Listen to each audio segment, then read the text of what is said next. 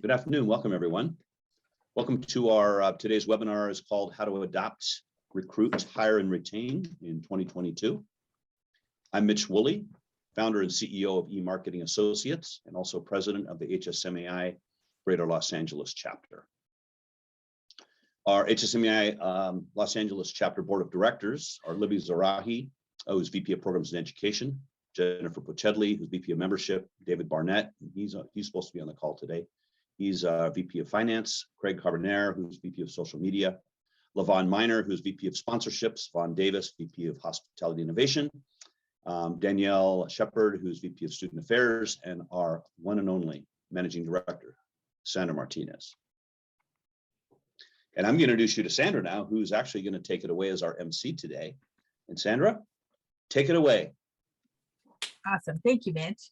I just wanted to, first of all, thank you for joining us on this beautiful Wednesday. I hope it's beautiful wherever you are at today, because it's semi-hot here. Today's webinar is about how to adapt, recruit, hire, and retain in 2022. A couple of housekeeping reminders. Please mute your audio unless you're speaking. Background noise, please keep it away. And if you have any questions, please put them in the chat. And Desiree, I will make sure to, after your webinar, I will ask you the questions so that way we can run through them. Okay. All right. Well, let me begin by introducing some HSMAI resources. We have career development. HSMAI is not just a webinar for us to discuss, but we also have a university online education, and it's worldwide. So we have a couple of certifications that are very important for anybody in hospitality, CRME, CHDM, CHBA, and CRMA. So one of the ones that mostly everybody has is the Certified Hospitality Revenue Management Executive. If you ever wanted to know more, especially if you're working in this field, this is a very great credential to have.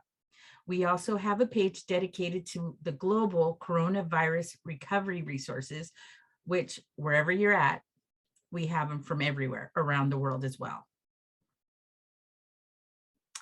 And we have an HSMAI web series. In order to obtain those credentials, we have the Hotel Digital Marketing Essentials, which will start September 6th and runs through October 11th. And these are all online. And then we also have the Hotel Digital Sales Essentials, which runs from September 20th to October 25th. And if you're a member, you get a discount on these. And these are recognized everywhere. So if you see the initials at the end of somebody's name, this is where they got them from, HSMAI. Okay, and the web series, Revenue Optimization Essentials, the #1 way to make money for hotels. This special class will take place from August 17th to September 21st. I don't want to take away time from Desiree's presentation. So if we can skip, we want to thank all of our new members, Diego Acosta from Uplift, Shanna Davis from DKN Hotels, Kay Boyles from West Los Angeles College, and Enrique Esparza, Saldegard Grain Solutions, yay. And then Elsa Guttery from AZDS Interactive, David Ryan from Coral Tree Hospitality, and we have Jeff Harris from DKN Hotels. So thank you, new members. And let me begin by saying Desiree Henderson, also a fellow Cougar. Desiree, a Cougar as far as college, not a real Cougar. Desiree is an experienced HR professional in more than 20 years experience. She's had the opportunity to lead and develop HR teams, create strategic plans for companies, and negotiate benefits and settlements on behalf of dozens of organizations. In addition, she participated in the largest hiring day in McDonald's history, negotiated union contracts, and was part of the COVID task force at Yamava Resort and Casino. Following her work in the private sector, she's back to consulting, teaching as an adjunct professor, and expanding as an entrepreneur. She's a Southern California native who loves to travel with her son and go wine tastings in her free time. Wow, a woman after my own heart. And I present you Desiree Henderson. Thank you. Good morning. Thank you so much, Sandra, and our fellow APU Cougar. Thank you so much. I'm so happy to be here. Thank you for having me, and I look forward to sharing the information I have with you today. Please feel free to ask questions throughout. I'll also have time at the end for questions as well. And if you have any questions or anything that you want to add to something or interject, please. I do like my seminars to be interactive as much as possible. So let me go ahead and share my screen here. Let's see.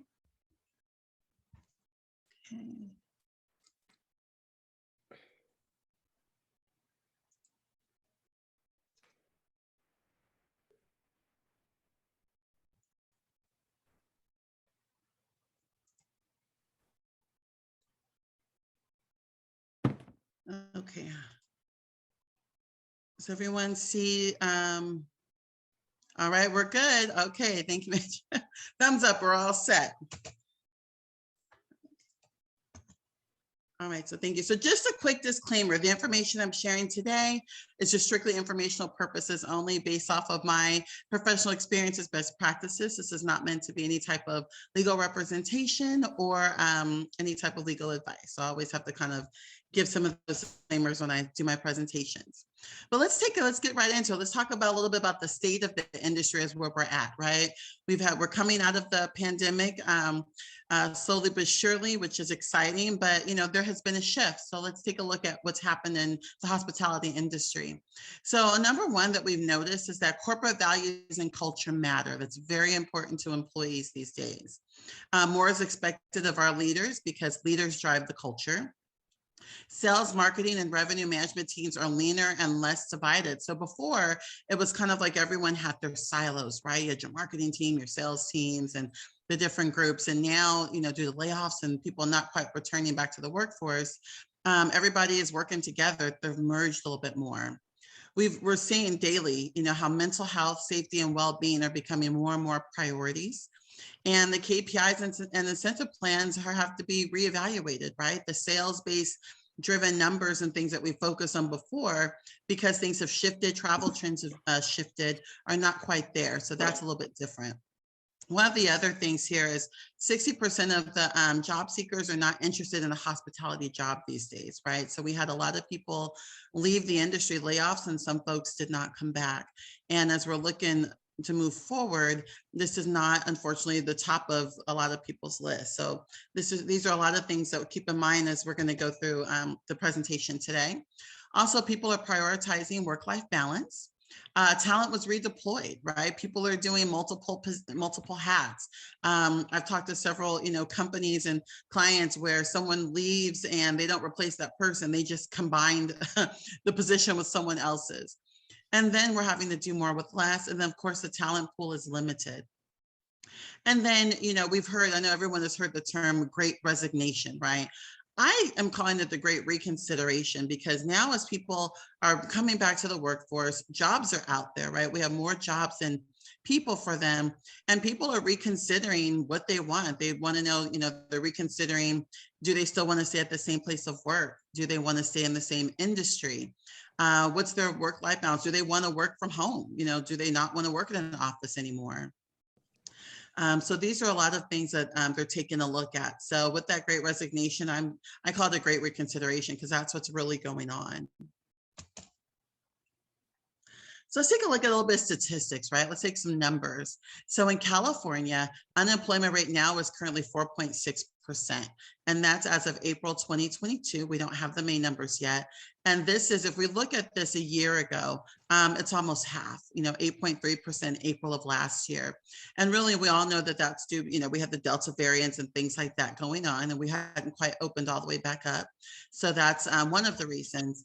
But, as you can tell, though, we're trending definitely in the right way as people are getting back to work. And even from March of this year to April, we're trending down. We do have almost, 1 million in the workforce that are still unemployed. And then 432,700 people are employed in the hospitality industry in Los Angeles. So the numbers I have for you today, other than the California overall, are going to be from the greater Los Angeles area. And these are numbers I've all been able to get. These are public record. The DOL has a lot of numbers. Those are nationwide. If you go to California's website, the Employment Development Department, that's our EDD, that's our unemployment department. They handle state disability and a few different things. They have great statistics and numbers on there though, and you can really drill down for your industry and specific positions. So I want to take a look at the long term and kind of show you these. So the long-term projections, this also comes from their site, taking a 10-year look. We're looking at, they started at 2018. So this is interesting, right? These are calculated pre-pandemic and then go towards afterwards at 2028. But if we look in just the overall advertising, marketing, promotions, PR, and sales managers as a whole, we're taking a look at the need for them going up from 33,000 up to 36,000. So the growth of that 790% increase, which is good. The unfortunate part is with that increase in jobs available are, also the exits as well. So we're looking at over, round up almost 8,000 people ending, coming out of the industry by 2028. And then we have people transferring to other parts of the industry, about 24,000 of those. But as you can see, though, we're going to have about almost 34,000 job openings. And so I'm kind of laying the groundwork here and kind of preparing as we go to the recruiting portion and talent acquisition portion of it, why these numbers are going to be so important in regards to, we see the need increasing, but as we can see, the talent pool may not quite be there. If we take this further and we look at hotel, motel, and resort desk clerks, this is important. This has gone down for how many people fill those roles. And over the next 10 years, we're looking at, a good amount of people exiting, a little bit over 3,000 and several transferring. But as we can see here, we're already under what the projection of the job openings are going to be. So we're not trending very good. So I promise I have better news and ways to kind of work through this as we go through. It's not all doom and gloom, but we want to be realistic about what's going on. And it's so important to take a look and see where these trends are, because we really want to take a strategic approach to how we handle this. In HR, I always say I'd rather be proactive than reactive. A reactive approach is no place any company ever wants to be. So we want to take the information that we have and create the best plan off of that. So this morning, what we're going to talk about is I'll go through and we'll talk about some more culture changes to be aware of. We'll talk about some of the trends that are affecting the industry today, some creative ways to recruit talent and what to keep in mind when recruiting them. We want to, of course, keep the retention, and I'll also talk about some legal updates that are going to be important to know.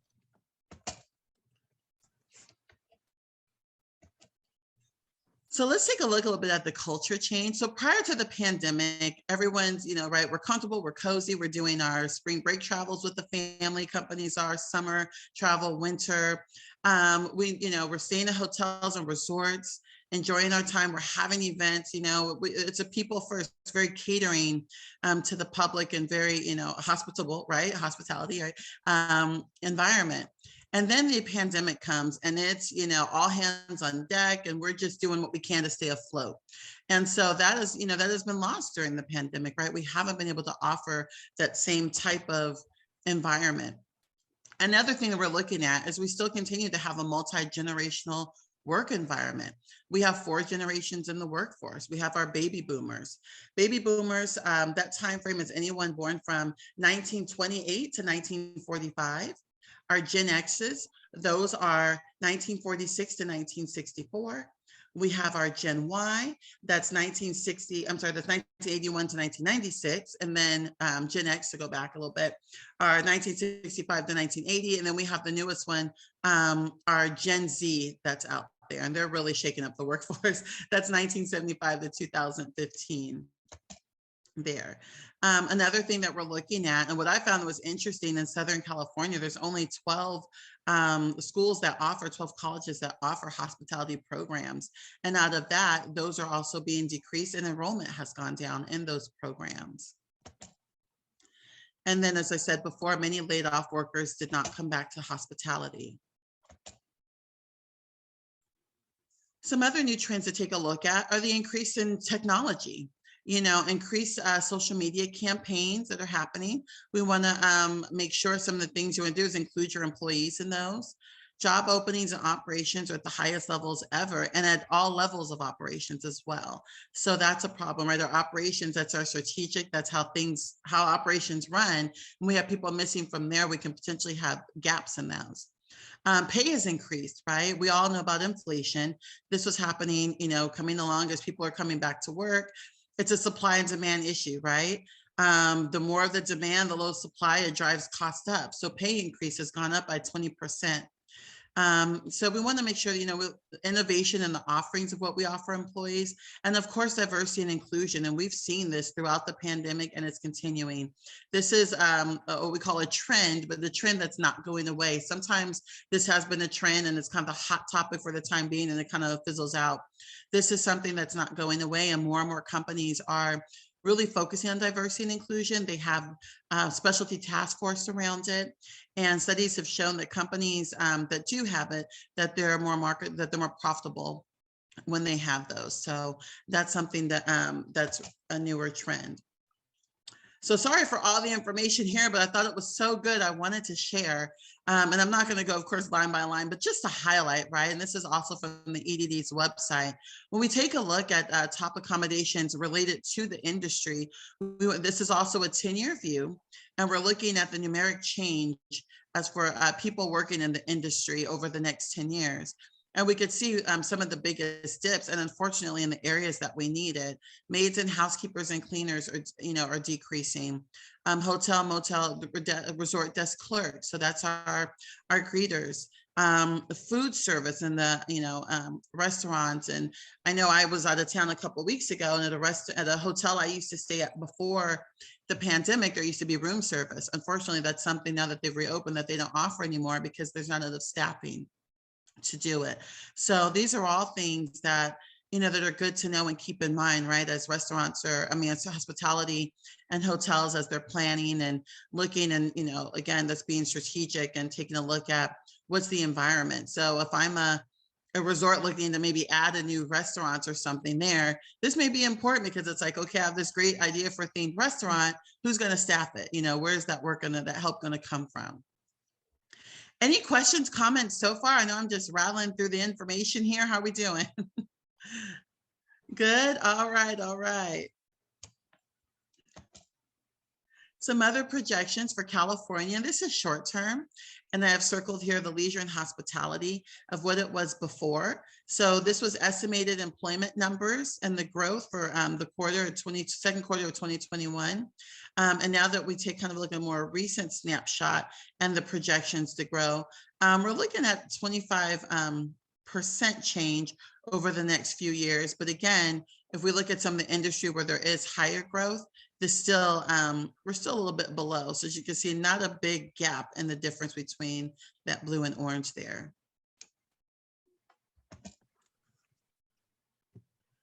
And I wanted to take a look because I thought this was interesting over the next couple of years, the occupations with the most job openings. And again, these are many operations. These are all these positions that hit the hospitality industry. Fast food and counter workers, that's the same wage pool, the same candidate pool that you would also use for food workers in your resorts and hotels. Cashiers, the same pool, waiters and waitresses, retail salespersons, and again, housekeeping, cleaners, janitorial, office clerks could also be your front desk folks. So these are things, again, to also keep in mind, because the same way that your companies are going to be, short and battling, you're in the same group as all these other companies. So everyone's fighting for the same talent out there. And over here, I also have the median hourly wage for these positions as well. So what do we do? So now we've taken a look and we've seen a little bit, it's kind of gloom and doom, right, in regards to the talent and where it's trending, but how do we combat that, right? Because people are still traveling. I know me, I still want to go. I still want to stay at the nice resorts and hotels, have that experience. So how do we do that? So it's time to compete, right? Because we know we're competing with the same talent that many other industries, our competitors and other industries as well. So we're going to have to build our own talent pool, get the talent. Before it was great. You could post a job on your website or on LinkedIn or Monster or Indeed, and you just let the candidates flow in, right? We sit back and wait. Can't do that anymore. Don't wait for them to come to you. You're going to need to go out to them. Who are your employees and where do they frequent? I know at my last company, what we did for anyone in the Inland Empire area, we took a portion and rented out a huge area in Ontario Mills. And so when we would literally had our recruiters were walking around the mall, letting them know we were hiring, if they were looking for a job, if they knew anyone that was looking for a job. So we actually had to go out and get our employees. So take a look at where do they frequent. You need to go where they are. Customers can be employees too, right? I was telling Mitch, we were chatting the other day, I received a text message from MGM Resort saying that they were hiring for cashiers and cooks and things. I never applied for them before, but I'm sure they have me from a customer in their database. So use those databases, reach out to them. Now, I'm not going to be looking for a job there, but they don't know who I know. I may have someone in the area that says, hey, did you guys know MGM was hiring? Go over there and get a job. So that's something too. So also balancing high touch with high tech. So it's good to have the text messages and the social media, but also find ways to have that one-on-one person kind of touch with candidates. One of the things that we did is that we had previous candidates list of who applied before, and our HR team divided and conquered, and we actually made phone calls to people and reached out that way. Mitch, did you have a question? Actually, I had a comment. I was listening to radio the other day, and it was an iHeart radio station, and they were actually running ads for their media department to targeted at employers, stating that, hey, if you're looking for people, there's more millennials and more people in the workforce who listen to radio than do all social media combined, and you do run ads that are passive. So in other words, your targeting is people who already have a job, who are listening to radio at lunchtime going, oh, interesting opportunity. Maybe I'll take a look at that. So it's not you're waiting until they're actually looking for work. They're advertising to put the bug in people's ears to think about, hey, maybe it's time to make a change. So that's really proactive. Absolutely. Absolutely. Yes, absolutely. So if you know that your potential candidates can be, they're listening to iHeartRadio, their podcasts are huge right now. I don't know how advertisement goes in them, but go where they are, go what they're listening to, what are they using for entertainment right now? So that's definitely important because and you have to be strategic with it and taking a look. Another things that we did for marketing is that they could see if people clicked on certain things, and if someone clicked on things for hotel, or I used to work for casino or something, next thing they knew, they got ads from us. We were hiring now. So if you by chance clicked on anything related to gambling, you got something regarding Yamava or something, that was why. So that was intentional. It wasn't by accident. They paid for that. Be flexible, offer flexible employment options. I know I mentioned before that there's about almost 900,000 people out of work. Some people, it's by choice. Some of them don't want to go back to work full time. I know one of the things that we used to do in my past company is we only offered mostly full-time employment. We were very limited in our part-time offerings. And that was crazy to me. And working in fast food before, sometimes we would staff for the shift. So I used to work with, my teams about that. So be flexible. Before you may have preferred an 8-hour day. Can that be split up to 2 different employees? And so and there's a lot of times people may start off part-time and then end up full-time. So taking a look at that. Don't stop at compensation when recruiting. Alternative benefits right now, and culture is so important, so important. I know everyone probably saw the battle of the sign-on bonuses, right? Everyone from McDonald's to my former employer to, retail place, $1,500 sign-on bonus, and, $16 an hour, $17, $18 an hour, $20 an hour in some places for entry-level, employees. So at some point, you can only do so much financially, but then when everyone's doing the same thing and the playing field is level again, then what do you do? So this is when, again, it causes for a little bit to be creative. Also, develop future talent. So, we're staffing for the now, but we saw the 10-year projection, right, of the jobs that are going to be needed. So let's take a look at the future. Work with the schools that are left, right? Work on some internships. I know right now I'm looking for an HR intern from Cal Poly as well. So some great internships. Sometimes students need those to graduate. Mentors, reach out and be a mentor. Connect with the local dean of these schools or the career centers. and have someone say, hey, are there any students that they're interested? I'd love to mentor. And students, especially our Gen Ys and our millennials, they are all over this. They love it. So they will take advantage of that. From professional organizations, offer scholarships, get on the map and offer them to be a student member of the organization. I know for HR, we have that, and we have even HR chapters and sub chapters in these schools. So as students that they can start getting involved and learning about the industry. On LinkedIn, reach out to candidates directly. There's not a lot of available candidates out there. So 9 times out of 10, your next hire is already employed somewhere else. So reach out to them directly. Let them know, are you interested? Are you looking? And if they weren't looking before, they might be looking now once you kind of, pull on their ear a little bit. Hospitality schools and beyond, look into other fields. So don't necessarily just focus on hospitality. There's things that are transferable skills from other industries, of course, overall business, maybe computer science, accounting, that work. I know for HR, we use sociology and psychology. When you learn how people work and think, that works in HR. So that's something we pull from a lot. So think about what are some other majors that also might be a good transferable skill into hospitality. Consider other benefit options outside of the normal ones, and we'll go through what some of those are right now. And then partner with other businesses. Cross referrals are great. So if there's a way that you can partner with someone else that's related industry, and you guys can switch candidate pools or work from the same candidate pools, that's great. Or partner. Now, you also want to take a look at the process, right? One of the top reasons that people leave, 50% of the turnover happens in the first 3 to 6 months when things aren't done correctly, and when onboarding and the interview process is kind of crazy.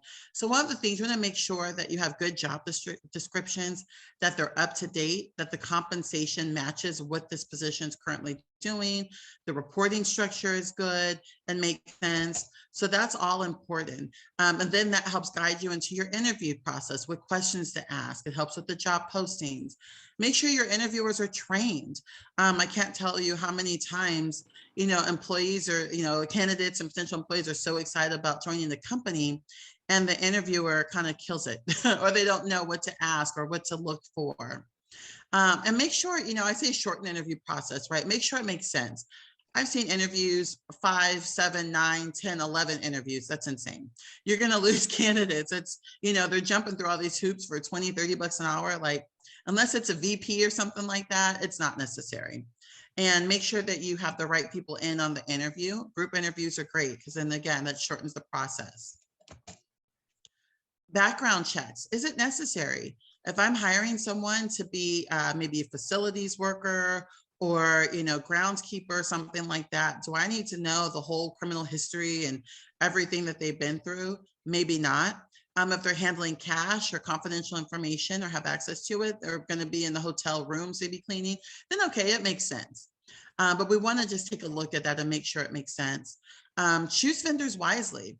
I've seen, and as I've experienced myself, right? Background checks and my vendor takes forever getting me back the drug test or the background check. So what's the process? What's their turnaround time? That way that they don't hold you up. Because I'll tell you before, I've lost people during the background checks where they have a couple offers and they're going through with both employers maybe, and whoever gets it done faster, then you lose them at the last hour. And that is a horrible feeling. So then you got to start all over again. So that's why that's important. And then of course, orientation, training, and the onboarding process. Make sure it's consistent and welcoming. Remember, employee first, how you start, it's kind of like the honeymoon, right, phase. You're dating them, right? How you start off dating and things like that sets the tone of the relationship. So if it starts off harsh and just straight to the point, I'm only talking about policies and procedures, boring, that sets the tone. I know as an employee there, this is not going to be the most exciting place to work. I may tolerate it for a minute, but I already am not feeling welcome. So that's the first impression, of coming in there. So that makes a difference. So employees who've been at companies, 3 years or longer and have good experience, 50% say that it's because of they had a strong and really good onboarding experience. So you want to keep that in mind. So as we've gone through this, there's been a shift in the benefits. So let's take a look at some of the shifts. When I say shifts, that means the emphasis on them of what's being offered. When I entered HR, benefits were very direct. You had your health, dental, vision, retirement plan, and that was kind of the basics. After a while, flexible spending accounts and Section 125 plans became popular. And then, slowly other things, insurances and things like that. And that's been great for a while. But again, it's an employee market, right? So it's like, what's in it for me as an employee? What's going to make me want to either leave my job to come there or to stop, being at home to come and work for someone? So mental health benefits right now are huge.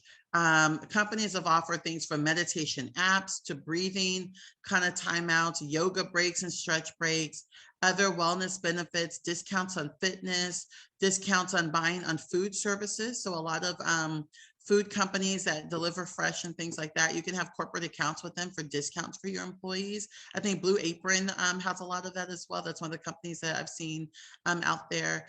So that's something to think about, right? Because now you're not only worried about me as an employee, but that also affects my family. Of course, college and trade school tuition. Before, we've always done college, right? Not everyone goes to a 4-year college, so consider trade school. At my last company, we started paying for our bakers and our chefs and reimbursing them for going back to school and advancing in their education. So that's important, and also increasing it.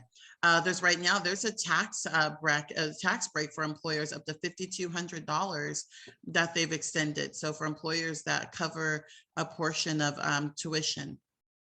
Better health insurance, more coverage in health insurance, flexible work arrangements, increased PTO and holidays. I know Juneteenth is coming up. That's something that companies added that's helped for diversity and other different religious or important holidays out there. Increased leave options. Paternity leave is huge right now. We've always thought about the mom and maternity, but hey, there's another person involved too.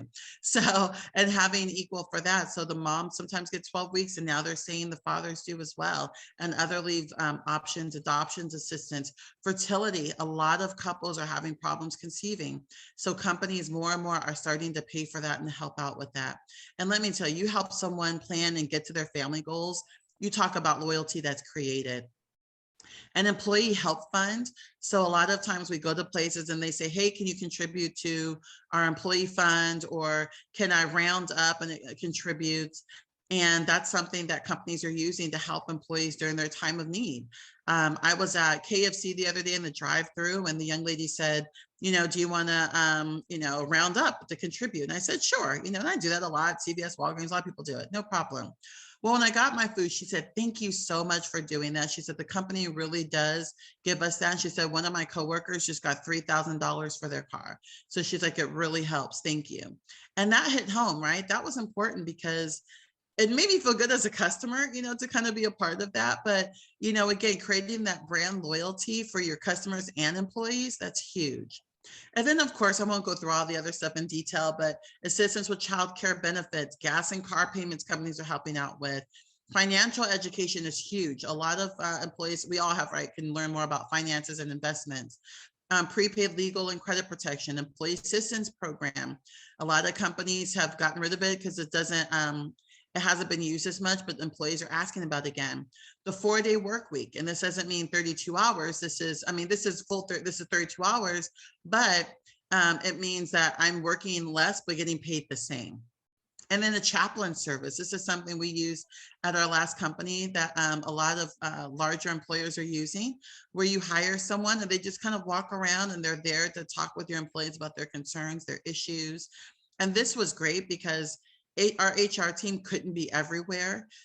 So I would meet with our chaplain lead and he would inform me of what's going on, what our employees are feeling. And that helped us when we were looking at different benefits and things to do. We had a good amount of employees that were unfortunately homeless, right? And that happens. You can have working people be homeless, and that's really sad to think of. But then how do we deal with that as an employer? How do we do it where we don't cross the line, or per se? So, but it helped us know kind of what was going on and how we could help out with that. So just kind of, this is from our SHRM. SHRM is the National Professional Organization for Human Resources Professionals. This is Society of Human Resources Management. And so they just came back with their benefit study. And these are some of the things that they're showing. So of course, from the benefits that are in place have ranked from very important or extremely important. It's still health related benefits are still extremely important. Retirement savings, they're more bigger now than ever. So companies really want to take a look at what they're offering for their retirement and their 401k and how they allow employees to use it, how much they're contributing. Leave of absence benefits are huge. That's why some companies have added to the adoption leaves and the parental leaves and adding the paternity leave. Family care benefits are huge, helping to pay for childcare. Childcare was an issue and still is an issue.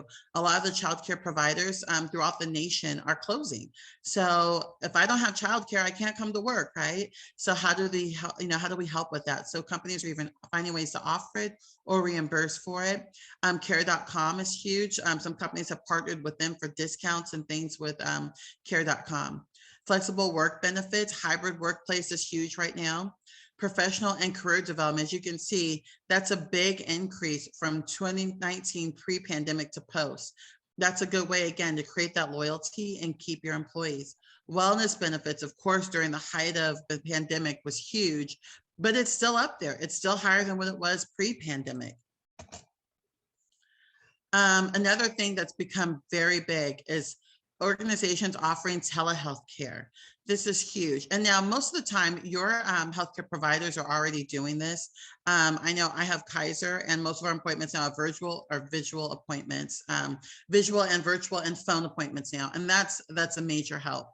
And then also an increase of mental health coverage. And this is a trend that we've seen over the years increasing, and it's needed now more than ever. Mental health was already a very big concern in the US. And now that the pandemic has come into place, it's affected a lot of people's mental health and children, in fact. So that's something that companies really need to look at increasing. So we talked about some ways of things to do to go ahead and to be more attractive to candidates out there. So what do we do to improve our retention and keep who we have now? Before I go into these slides, any questions or comments? How are we doing? Any questions in the chat or anything? Yes, Mitch? No, I just had one kind of question comment. So on a couple of slides ago, you talked about flexible work arrangements, Yes. and it was a dramatic drop from 2020 to 2021. And is that probably because everybody is coming back to the office now, and it Yes. was like everybody wanted to work remote at that time? Right, absolutely, absolutely.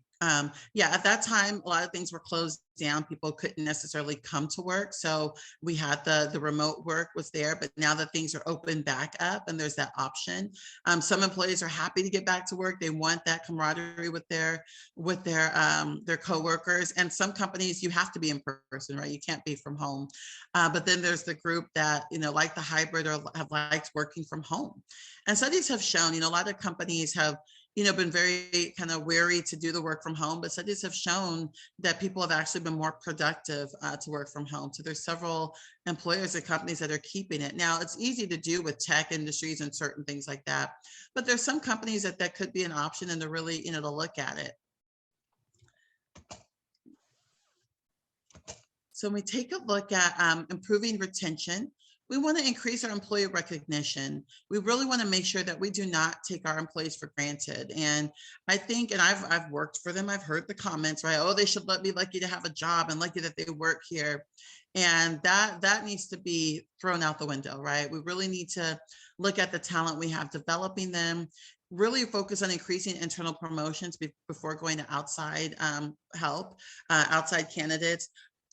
When I have a company that I'm working with and they're hiring for many levels of management, but I look at the tenure of their current employees, I see a problem. And I said, why don't we have any of our current employees that are ready to be promoted? That's an issue, so, okay, we can hire external this time, but we really need to work on our internal candidates. Reward increased engagement. Find ways to engage employees, because even in times when you can't promote them, having like specialty groups, maybe safety committee, safety task force, social committee, be the committee that kind of looks at maybe customer complaints and come up with, answers to them or responses. that goes a long way. You know, when they feel like they have a hand and a say in making a change and moving the business forward, again, that creates loyalty, because still a lot of companies still haven't figured out how to incorporate that. Improve workplace culture and dynamics, you know, reduce stress in the work environment. And, you know, you may say, well, how do we do that? I can't control someone's stress. That's really focusing on culture, you know, and really checking the environment, making sure that there's not, unfortunately, harassment or discriminating and things like that going on, making sure that you have the right leaders in the right places. Focus on the overall the employee experience. If you can have, you know, employee recognition days, that's great. Find ways for employees to, you know, acknowledge each other. We used to have that where they acknowledge each other, and then depending on how many acknowledgements you receive from either guests or from your fellow coworkers, you can be entered into a raffle to win some pretty cool stuff. So that's some other ways to do it. And also, again, develop employees. You know, like I said, it's cheaper to keep them. It's cheaper it's less expensive and more cost effective to really work through the talent pool that you have now, developing them, sending them to training courses, than to try to get someone externally. It's always going to cost more. And train for the skills that you currently need and that you're going to need in the future as well. So some other things with improving retention: develop leaders. You know, we always think we have someone that's a manager, director, VP, CEO. Oh, they've been in leadership a long time. They know what they're doing. They may know the operations, how to read the numbers, the revenue, and things like that. But let me tell you, how many people in leadership do not know how to talk to people. They don't know how to, you know, handle conflict, resolve conflict properly. They don't know how to sometimes motivate or encourage. Performance management, all of that is a problem. So, and you know, when we take a look at why people leave, 9 times out of 10, it's not because they're not paid enough. It's because of their manager. It's their leader. And that's still the trend. So make sure that your leaders are trained and constantly invest in them. Keep the lines of communication open. Make it easy to have two-way communication between your leadership, HR, and your employees. If they feel like they don't have anyone to go to and there's a question or concern or something like that, they're going to go elsewhere. It's kind of like if you're shopping for something, right? If you're in the mall and it's hard for you in a store to go through and find the size you need, you're going to give up and go to a next store or something like that. Same thing with employees. So Steve Jobs, right? You've got to start with the employee experience and work backwards towards technology, not the other way around. So we want to make sure that, you know, technology is important, all the fancy things and things we want to do in the business, but it starts with our employees. You got to make sure we start with them first. All right. So some legal updates and things to know that are going to affect us. And now they're already affecting us and moving forward.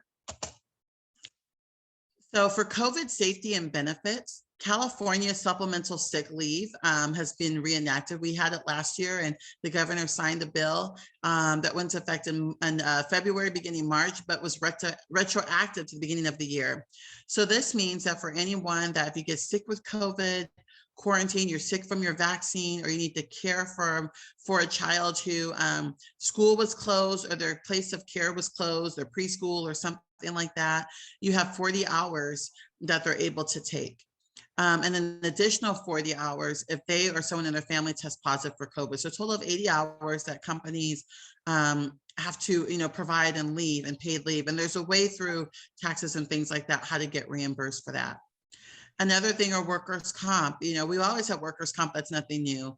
But when I speak to companies and they're busy trying to rush employees back to work and not quite, and this kind of ties together, right? Protecting the workplace.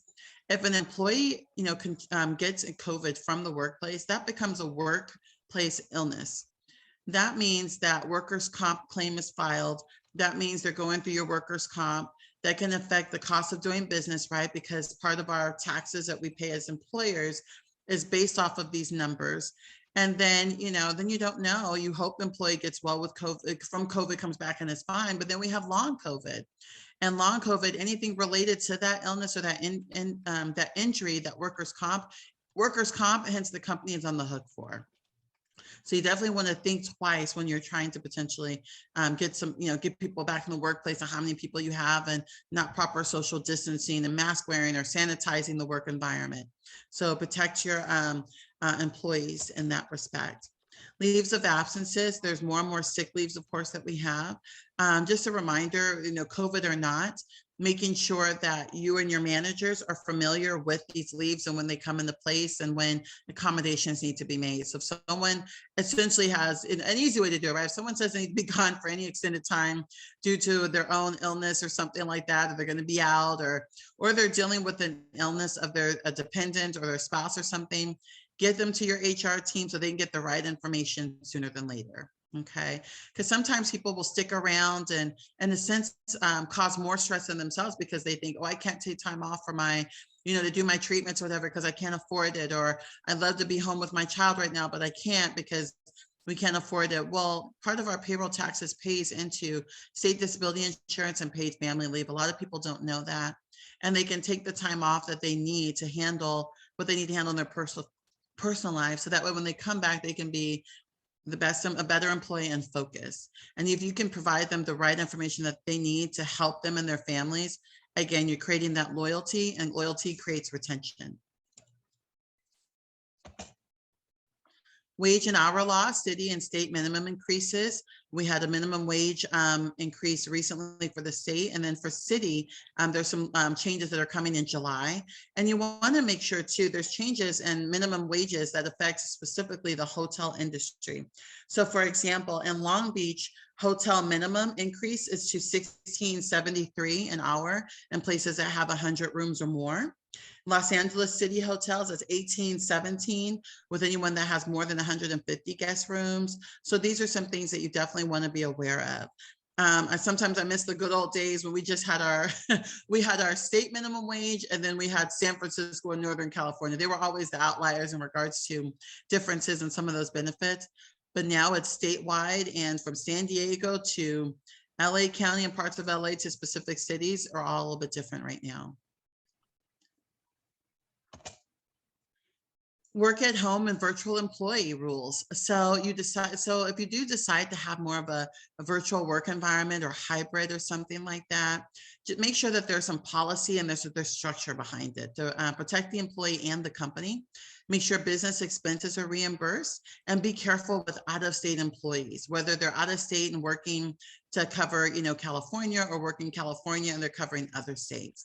Making sure that all the proper taxes and benefits and things like that are set up according to the states that they're operating in and live in. How are we doing? Any questions so far? Any questions, comments? Okay. Kay asked if the PowerPoint would be available afterwards, and I told her that we would do the video. We'll actually put a recording up on our YouTube channel at the end of this. So would that be adequate, Kay?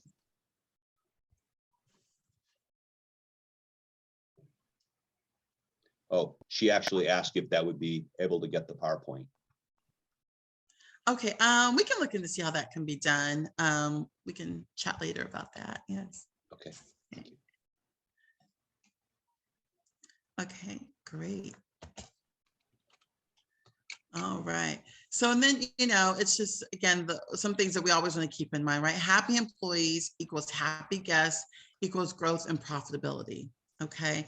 So it starts there. We can have, again, I used to work for a major fast food chain in HR, and I used to say, we can make the best hamburgers, the best fries, which we have the best fries, and everything, but we don't have any employees behind the counter to make them or to serve them, or they're rude and things to our customers, and then it doesn't matter.